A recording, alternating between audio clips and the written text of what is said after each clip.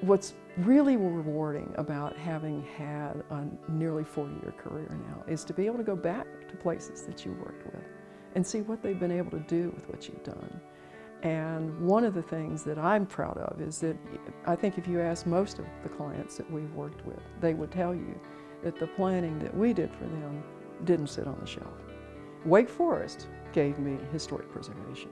Ed Hendricks, I think I was probably in the first class he taught for historic preservation. To get this kind of recognition is really, it's gratifying, but it's not just recognizing her, it's recognizing what sort of the work that she has done in helping others to realize their potential and their vision and their identity.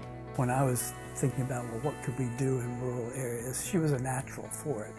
Neither of us had that much experience at that point giving assistance to local communities, so we sort of made it up as we went along. But Elizabeth is a fast learner and soon became an expert. We figured the best approach would be to pick a couple of communities and show what could be done, working with enthusiastic local citizens. And we chose Oley, Pennsylvania. Oley Valley is a small rural community that is isolated. It's like Shangri-La. People that are from this area and used to things as it is, and you come in and say, this is special. And then they start, and you hear it enough times and you start to look at it a little bit from a different perspective. Oh yes, it is special. We were testing theories about how do you do historic preservation in rural places. Now here I am, I've grown up in rural places. I know these people. I know how it feels to be in those places. I have a real sensitivity to it. I loved that work. And of course the land trust background that I had and the planning background I had and the preservation background sort of all came together for me. It's something that Elizabeth helped to nurture, and she's gone back and she's still nurturing it. When Elizabeth and I were developing the rural program at the National Trust, we realized that there was no guidebook. So we came up with the idea of a book on the subject. And that book, Saving America's Countryside, seemed to fill a niche. Essentially what we said was that preservation in rural communities can't be a sideline. It has to be built into how you approach planning in rural areas.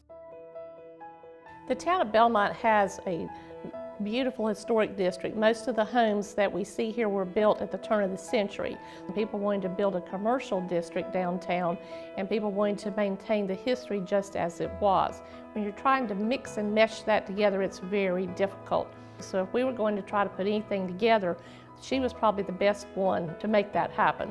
Elizabeth was wonderful. She was able to have everybody come to a consensus, which is pretty amazing considering the strong personalities we had involved. She's always had a leading role, and we've depended upon that leading role. The thing is, she's really smart, and she remembers stuff. She could tease out the important parts and tease out the things that a lot of people would just sort of gloss over or maybe not even see. My applause goes to Elizabeth for making a difference here in Eastern North Carolina. First met Elizabeth as part of an interview process for the corridor management plan for the Outer Banks National Scenic Byway. We knew the material, we knew the communities, but we didn't know how to tell that story in a way that would be productive and beneficial to the byway. She had that experience and she had that commitment to detail and the patience. Patience was key with us. I think the biggest difference the Outer Banks National Scenic Byway has made has been in the sense of pride it's brought about with the local people. It's done the important work of helping our 3 sub-regions feel more connected to each other and for us to feel more connected to the place.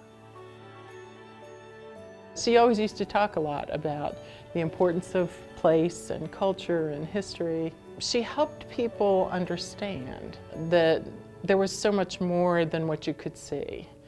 Congratulations, well earned, and thank you for caring about Eastern North Carolina. It's been amazing. You are amazing.